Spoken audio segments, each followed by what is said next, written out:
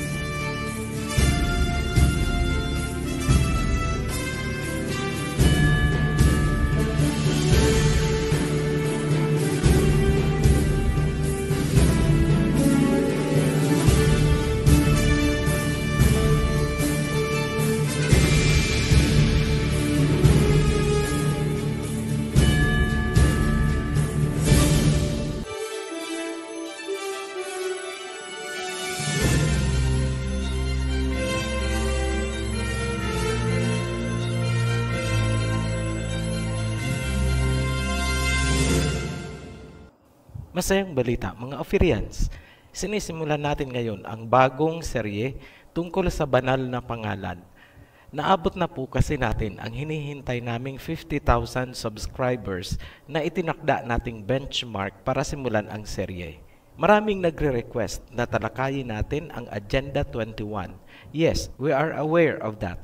Upcoming videos po natin ang tungkol sa locust ng Africa, coronavirus ng China at ang Agenda 21. Bahagya din nating papasadahan ang fourth beast sa vision ni Prophet Daniel para maunawaan ang mga nangyayari. Sa mga nagsasabi na pinarurusahan ng Elohim ang China at Africa, yan ay doktrina na pinaniniwalaan nyo. Ngunit salungat yan sa paliwanag na matatagpuan sa Biblia. Much has been fulfilled.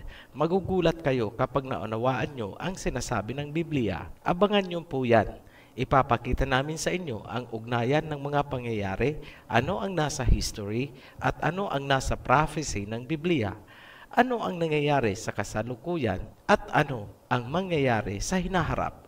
They are all there in the Bible, vividly described. Hindi lang kasi pinapansin. Minabuti namin na ilabas na muna itong unang video tungkol sa Seal of the Living Elohim o sa tunay na pangalan ng may likha. This calls for an action kasi. Sa mga first-timers, ang video natin ay nakaseries. May mga topic na konektado sa ibang video. Payo namin, sundan nyo ang pagkakasunod-sunod na inilagay namin sa description para hindi kayo malito. Ngayon, bakit natin itinuturo ang Biblia gayong hindi naman tayo relihiyon at hindi rin sekta? Una, walang sinabi sa Biblia at sa Constitution ng Pilipinas na mga authorized religions lang ang pwedeng magsalita tungkol sa Biblia. Huwag kalimutan, mga ordinaryong mangingisda sa tabing dagat, sila ay tinawag. Hindi mga doctors of philosophy, theology, divinity, or whatever. Bakit mahalaga na maging partikular tayo sa pangalan ng lumikha sa atin? Matatagpuan ang sagot sa Acts chapter 4 verse 12. Salvation is found in no one else, for there is no other name under heaven given to mankind by which we must be saved. Malinaw, walang kaligtasan sa sino man dahil walang ibang pangalan na ibinigay sa sanlibutan. Yan ay isang requirement kasabay ng ibang commandments. Pangalawang talata na dapat nating pansinin. Exodus chapter 3 verse 15. Elohim said to Moses, "Say to the Israelites, YHWH, the L of your fathers, the L of Abraham, of Isaac, and of Jacob has sent me to you. This is my name forever, the name you shall call me from generation to generation." Gusto ng may likha na tatawagin siya sa pangalang gusto niya. Kung paano bibigkasin ang sinabi nating YHWH ay tatalakayin natin sa series of videos na ating ilalabas. Ngayon, ano ang sinasabi ng talata? Siya daw ang Elohim ng mga ninuno ni na Abraham, Isaac, and Jacob. Pansinin na ang mga taong binanggit ay mga Shemites, pababa sa mga Hebrews na lahi ni Shem. Hindi nagpakilala ang Elohim sa lahi ni Japheth na tinawag na Gentiles sa Genesis chapter 10. Dahil dyan, gumawa din ng pangalan itong mga Gentiles at ipinasok nila sa Biblia na nakarating sa ating mga Pilipino at sa buong mundo. In short, ang sinasambang pangalan ng mundo at ng mga Pilipino ay isang huwad o peke na pangalan hango sa mga Diyos-Diyosan nitong mga Gentiles. Ang pagsamba o kahit ang pagtawag sa pangalan ng mga Diyos-Diyosan ay mahigpit na ipinagbabawal ng Torah o batas ng Kingdom of Israel. Exodus chapter 23 verse 13. Be careful to do everything I have said to you. Do not invoke the names of other gods. Do not let them be heard on your lips. Pakatandaan daw ang kanyang sinabi, huwag tatawag sa pangalan ng ibang gods o mga Diyos-Diyosan, ni hindi daw dapat marinig sa kanilang mga labi ang pangalan ng mga Diyos-Diyosan. Hindi nagkulang ng paalala ang Biblia. Nasa atin kung magmamatigas tayong mga Shemites at gusto nating sundin ang mga Gentiles papunta sa bottom of the pit. Hindi pwedeng gamitin ang translation bilang palusot dahil kahit anong gawin ng ex-chan world, sumisingaw pa rin ang katotohanang ang pangalang sinasamba nila ay galing sa mga Diyos-Diyosan ng mga Gentiles. Ngayon, bakit hindi binibigyan ng tamang analysis at importansya nitong mga relihiyon ang talatang binasa natin? Kasi, mafi-face out ang relihiyon nila. Yan ang totoo. Pero, ito tandaan nyo, nagsimula na ang awakening o pagkakagising sa katotohanan na hahantong sa isang mass exodus. Iiwanan ng mga tinawag ang worldly religions. Tandaan nyo po yan, mangyayari yan. Libo-libo ang mabibinyagan sa tunay na pangalan ng Ama at hindi sa pangalan ng mga relihiyon. They will be baptized into the name of the Almighty Father and not into a legion. Ang pagtatatak ng pangalan sa noo ay magkakatotoo. Ito ang pangako ng Ama kapag nangyari yun. Basahin natin. 2 Chronicles chapter 7 verse 14. If my people who are called by my name will humble themselves and pray and seek my face and turn from their wicked ways, then I will hear from heaven, and I will forgive their sins, and will heal their land. Kung ang mga taong tinatawag sa kanyang pangalan ay magpapakumbaba, tumalikod sa masamang gawain, pakikinggan daw ang kanilang mga panalangin at sila ay patatawarin, pagagalingin ang lupain. Dahil sa pangakong yan, ang mga Hebrews ay talagang mag-stick sa Hebrew name ng may likha. So, makikita natin ang clear-cut na pagkakahati ng mga tao na ikagagalit nitong dragon na may 7 ulo. Matthew chapter 24 verse 9. You will be persecuted and killed because of my name. Magkakatotoo ba ito? Yes, sinimulan na nila yan sa pagbubura ng pangalan noon pa. Siyempre, pumalag ang mga Hebrew Israelites. Ano ang resulta? Persecution at digmaan. Nasa history po ba? Yes, it's there on history. Sino ang nag-persecute sa mga Hebrews noong panahon na isinalin ang Torah? Mga Greeks. Look at your Bible. Nandyan ba ang Hebrew na pangalan ng Messiah? Nandyan ba ang Hebrew na pangalan ng Ama? Wala. Malinaw, di ba? Looking back at history, ang persecution sa mga Hebrew Israelites ay sinimulan ng mga Egyptians. Sinundan ng mga Babylonians, binanlawan ng mga Greeks, at sino ang nagbigay ng ultimatum? Romans. Sana huwag niyong makalimutan ang Siege of Jerusalem noong 70 AD. Harapin niyo ang katotohanan. Ngayon, huwag kayong magtuturo ng kung ano-anong bansa sa silangan bilang dragon. Mga Hebrew Shemites po ang nasa silangan. Ang totoong dragon sa Revelation na may 7 ulo ay galing sa mga Gentiles doon sa kanluran. Sila yung mga magpipersecute sa lahi ni Jacob mula pa noon hanggang sa darating na panahon ayon sa Book of Revelation. History at Biblia, iisa ang sinasabi. Huwag niyong paikot-ikutin ang mga tao gamit ang mga doktrinang hugot dito tapal doon. Huwag idaan sa rhetoric at dramatic na mga sermon. Put it straight. Simple lang ang Biblia. Ginagawa nyo lang komplikado upang lituhin ang mga Shemites. Alam namin, sa puntong ito, asar na asar ang mga kampon nitong mga Gentiles ni Japhet. Ipaglalaban nila ng pitpitan ang pangalang minana nila sa mga sumakop sa atin. Expected namin yan. Sinabi na yan sa Bible. Hindi lang asar ang ginamit na salita ng Biblia tungkol sa enmity or hatred. Matthew chapter 10 verse 22. You will be hated by all because of my name, but it is the one who has endured to the end who will be saved. Kasusuklaman kayo ng lahat dahil sa pangalan ko. Sino ba ang pinagsabihan ng Misaya na kasusuklaman? Ang mga Hebrew dahil sila ang nakikibaka na ibalik at muling sambahin ang tunay na Hebreyong pangalan ng may likha. Tapos, tinatawag nyo silang Antichrist. Sino ang nabubulagan? Nag-iisip po ba? Maraming ex-Chan religion dyan na nagkiklaim na sila daw ang ipipersecute dahil sa pangalan. Wow! Slow clap. Nahiya naman kami sa inyo. Paanong kayo ang ipipersecute dahil sa pangalan? Across history, ang religion nyo ang nagpipersecute sa mga Hebrews na sumasamba sa tunay na pangalan. Pakipaliwanag nga. Ano ang tingin nyo sa Siege of Jerusalem noong 70 AD? Kagrupo ninyo ang mga nagpabagsak sa Israel ni Jacob. Iisa ang pangalan na sinasamba ninyo galing sa Greeks. Nakarating yan hanggang dito sa Pilipinas sa pamamagitan ng pananakop. Stop the drama. Reveal the truth. Sasabihin nyo, umalis na kami doon. Pero anong pangalan pa rin ang bitbit ninyo? Ganun pa rin, di ba? Pareho lang naman sa inalisan nyo. Di ba? So, paanong kayo ang mapipersecute? Pareho lang naman pala kayo. Alam nyo kung ano ang totoo? Ang anak ay uuwi sa nanay pagdating ng panahon.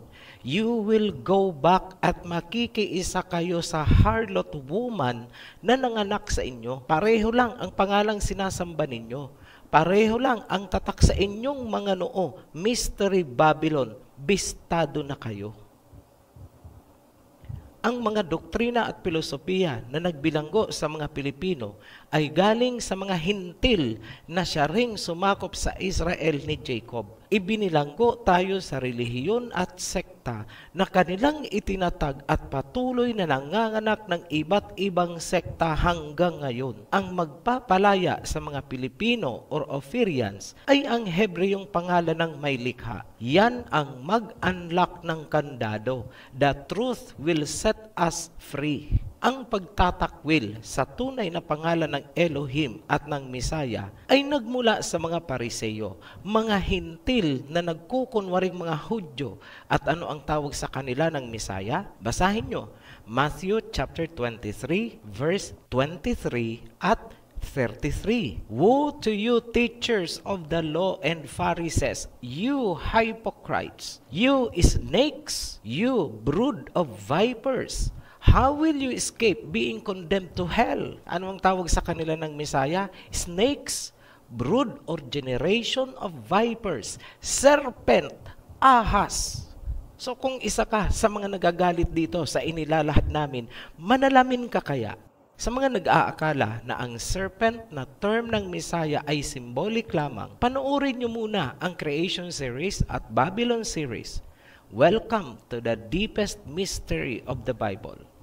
Tandaan nyo na kung ano ang nangyari sa mga Hebreyong lahi ni Peleg, ganun din ang nangyari sa mga Hebreyong lahi ni Joktan dito sa silangan. Napuruhan ang mga Pilipino. Kung ang tawag ng Misaya noon ay Pharisee, ang tawag naman ni Rizal ay mga Damaso. Ngayon, para sa mga nalilito kung ano ba talaga ang pagiging tunay na Pilipino, pakinggan nyo itong mabuti. Pahapyawan natin ang salitang Semitic, Hebrew, Israelites, at Hudyo. Dito lulutang ang kanilang alphabet para maunawaan kung anong klaseng lingwahe meron sila noong sinulat ni Moses ang Biblia. Kung natatandaan, ang Israelites ay nasasakop ng mga Greeks noong isinalin ang Biblia papunta sa Septuagint version mahigit 200 years bago pa man isilang ang Mesaya. Nasa state of resistance o pakikibaka ang mga Israelites laban sa mga Greeks. Parang panahon ng mga katipunero kung ikukumpara natin sa kasaysayan ng Pilipinas. Nais ng mga Israelites na kumawala sa mga Greeks. Gusto ng mga Israelites na buhayin ang sariling bansa ayon sa Torah na isinulat ni Moses. Ang pinakapundasyon ng Torah bilang saligang batas o konstitusyon ng mga Israelites ay ang pangalan ng kanilang Elohim. Yun ang inalis ng mga Greeks na sumakop sa kanila. So, ano ang nakikita nyong factor sa pagtanggal ng pangalan ng Elohim noong isinalin ang Biblia? Pananakop. Kailangang mabura sa isipan ng mga Israelites at sa mga susunod na generations ang kanilang Elohim para hindi sila makapagtayo ng kanilang Kingdom of Israel. Malinaw? Ngayon, kailangan nating balikan ang lingwahe at alphabet na ginamit ni Moses noong isinulat niya ang Torah. Yan ang first 5 books ng Biblia. Genesis, Exodus, Leviticus, Numbers at Deuteronomy. Simulan natin kay Noah sa Table of Nations. Ang salitang Semitic, Semite at Shemite ay iisa lamang. Tinutukoy niyan ang lahi ni Shem na anak ni Noah. Ang galing kay Ham ay Hamites. Ang kay Japheth naman ay Japhetites.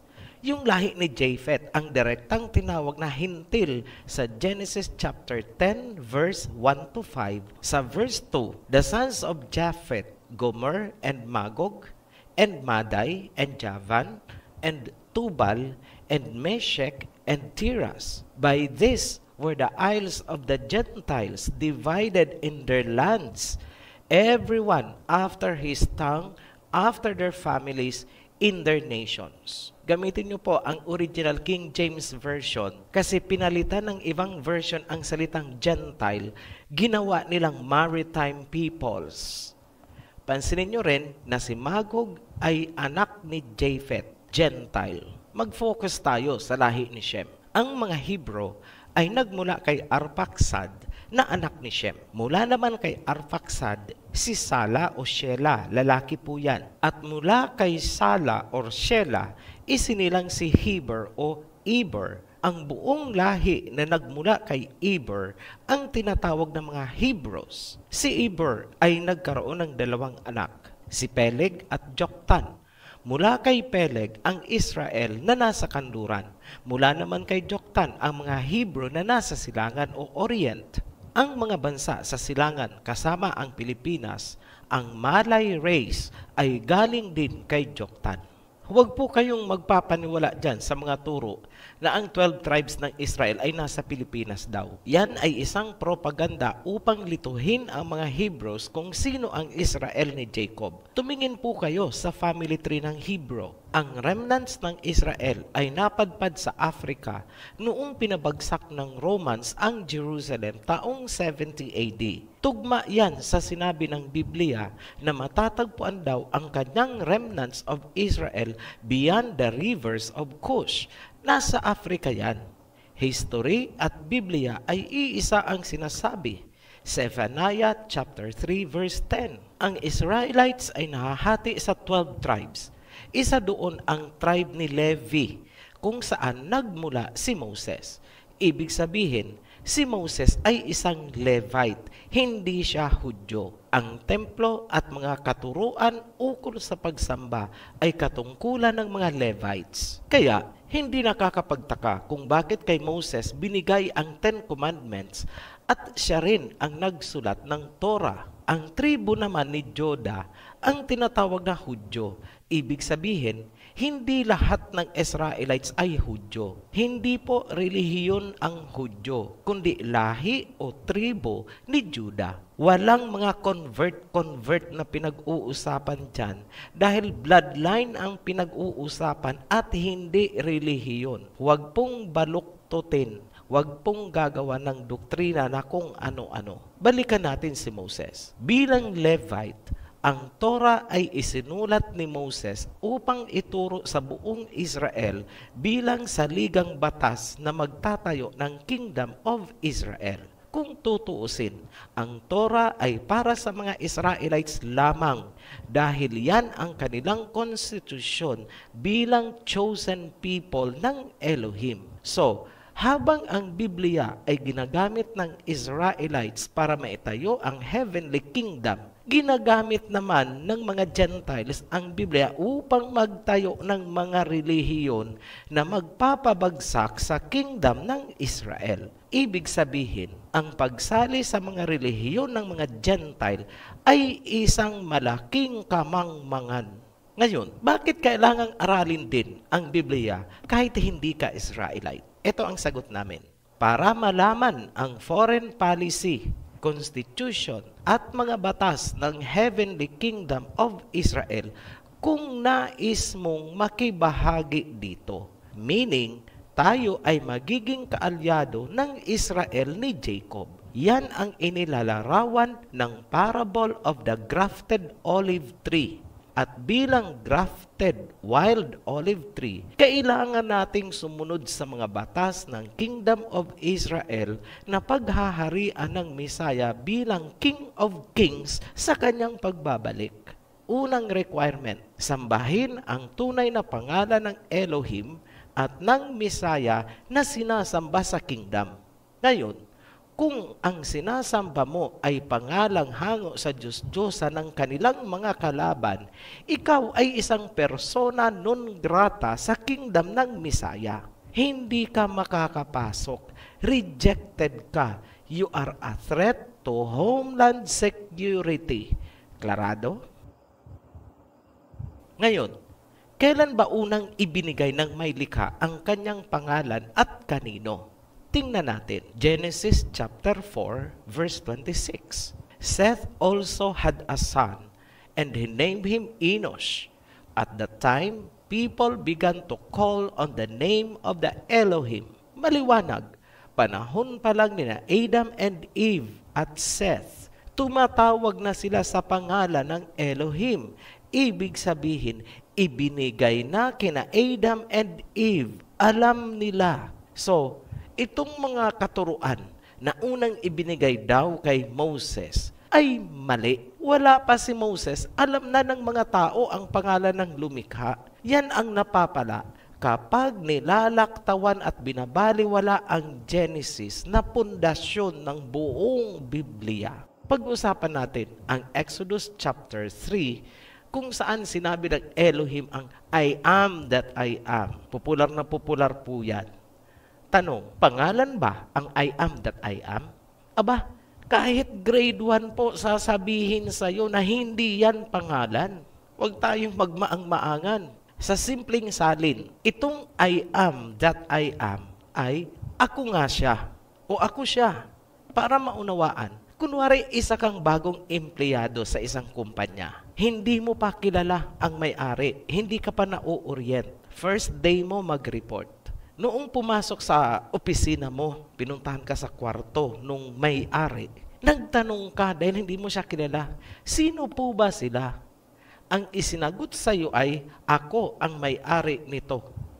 Ibig bang sabihin, ang pangalan ng may-ari ay, ako ang may-ari nito? Yun ba ang pangalan niya? Hindi, di ba? Ganyan din ang kalagayan ng sagot ng Elohim kay Moses na, I am that I am. Ang kalituhan ay nag-ugat sa translation ng tanong ni Moses na, what is his name? Ang salitang Hebrew na isinali na name ay Shem. Ang ibig sabihin ay reputation at hindi literal na pangalan. Hindi ito dapat isinali ng name. Reference po natin dyan ay ang Brown Driver Briggs Hebrew Lexicon. Kung baga ang tanong ni Moses ay ganito dapat, what is your Shem? Sa English, what is your reputation? Ngayon, bakit ganun ang tanong ni Moses? Kasi wala siyang alam tungkol sa background ng Elohim ng Israel. Kung natatandaan nyo, lumaki si Moses sa Egypt sa palasyo ng prinsesang nakapulot sa kanya mula sa ilog. Malinaw na ang I am that I am ay hindi pangalan, kundi paglalarawan ng Elohim kung ano siya at ang kanyang reputation para maunawaan ni Moses. Ituloy natin ang pagpapakilala ng Elohim kay Moses. Basahin natin ayon sa pagkakatranslate, hindi po natin babaguhin. Pansining mabuti ang sagot sa tanong ni Moses na, what is his name? Verse 15, God also said to Moses, say to the Israelites, the Lord, the God of your fathers, the God of Abraham, the God of Isaac, and the God of Jacob has sent me to you. This is my name forever, the name you shall call me from generation to generation. Ngayon, pansinin nyo ang translation na yan. Say to the Israelites, the Lord, the God of your fathers. Hindi ba't ang Lord at God ay parehong title at hindi pangalan? Redundancy of titles ang ipinalit ng mga Greek translators sa pangalan ng may likha. Supposedly, ganito kung susundin natin ang tama. Gamitin natin temporary ang YHWH. Say to the Israelites, YHWH, the Elohim of your fathers. This is my name forever, the name you shall call me from generation to generation. Malinaw. Sabihin mo sa mga Israelites, YHWH ang Elohim ng inyong mga ninuno. Nagdagdag po ba tayo? Hindi. Inayos lang natin ang magulong translation. Ngayon, bakit nagkagulo ang translation? History na ang sasagot dyan. Ang pangalan ng Ama ay tinatawag ng mga scholars na tetragrammaton, meaning 4 letters. Yan ang YHWH nung na-transliterate na. Ang pinakamatandang artifact kung saan nakaukit ang tetragrammaton ay tinatayang mula sa 840 BCE, meaning ang tanda niya ay 840 years bago pa man isilang ang Misaya. Ang artifact na ito ay tinawag na Mesha Stele, minsan tinawag din Moabite Stone, na natagpuan sa modern-day Jordan noong 1868. Isa pang artifact ay ang Dead Sea Scroll na tinatayang 408 BCE to 318 CE, meaning mas matandang dihamak ang Mesha Stele. Ngayon, dalawang klase ang tetragrammaton na inyong makikita kung kayo ay magre-research. Isang original, pure form at isang corrupted form. In short, retokado. Ang original ay naukit sa Ancient Paleo-Hebrew. Samantalang, ang mga makabago ay tinatawag na Masoretic Modern Hebrew na gawa ng mga Masorets. Ang kalituhan sa tamang pronunciation ng pangalan ay nag-uugat sa mga sumusunod na dahilan. Number 1, ang original Paleo-Hebrew ay panahon pa ni Moses at lumipas pa muna ang mahigit 1,000 years bago nagkaroon ng Masoretic Modern Hebrew. Ang Aramaic Hebrew sa panahon ng Misaya ay maituturing na ring makabagong Hebrew kung ikukumpara sa Paleo-Hebrew ni Moses. Number 2, ang original tetragrammaton ay naukit sa Ancient Paleo-Hebrew na hindi mabibigkas gamit ang Masoretic Modern Hebrew. Number 3, sa paglipas ng panahon, nagkaroon na ng malaking pagbabago ang Hebrew language, writing system at ang vocalization. Ngayon, maraming scholars ang bumabatay sa Dead Sea Scroll, ngunit tandaan natin na ang Dead Sea Scroll ay nasulat 408 years BCE hanggang 318 years CE. Meaning, ang text nito ay makabago na at iba na ang vocalization. Sasabihin nyo, bakit kasi nagkaroon pa ng pagbabago mula sa Paleo-Hebrew naging Modern Hebrew? Ihalin tulad natin ang Paleo-Hebrew sa pinagdaanan ng baybayin writing system ng mga Pilipino. Noong wala pa ang mga Kastila, sumisibol na ang ating baybayin. Ngunit, ipinasok ng mga Kastila ang kanilang alphabet, kaya natabunan at nawala ang baybayin. Ganyan ang nangyari sa Paleo-Hebrew. Ang naiiba lang, Greek ang pumasok sa Israel at hindi mga Kastila. Yan lang ang pinagkaiba. Ayon sa mga scholars noon, hindi daw mapopronounce ang pangalan ng Elohim kasi wala daw itong vowels. Sa Tagalog, patinig. Pairali natin ang common sense. Maniniwala ka na hindi napopronounce pero naisulat at ginagamit ni Moses? Merong vowel. Hindi lang nila alam dahil Masoretic Hebrew na nga ang kanilang nakagisnan. Ito mga nag-i-interpret. Sa madaling salita, nakurap ng colonization yung heritage writing system ng Paleo-Hebrew. Mautak talaga itong mga serpent seeds. Tagumpay nilang nabura ang pangalan ng Elohim at ng Messiah at hindi na malalaman ng susunod na generations of Israelites. Ngunit, gaya ng sinabi ng may likha, ang kanyang pangalan ay memorial from generation to generation. Hindi yan mababali. Kung kaya, pakalipas ng mahigit 3,000 years, na-decode ang Paleo-Hebrew. Sa ngayon, muling itinatayo ang bantayog na pangalan ng ating may likha. Itutuloy natin ang pagtatalakay niyan sa mga susunod na video. Muli po kaming nagpapasalamat sa mga patuloy na nakatutok at nagsusubaybay sa ating channel. Sa ating new subscribers, welcome home to Ophirian Heritage. At para sa lahat, be blessed. At kung kayo po ay naliwanagan at nasiyahan sa inyong mapapanood, paki-like and share lang po. Follow the link po. Nasa baba lang. Thank you po.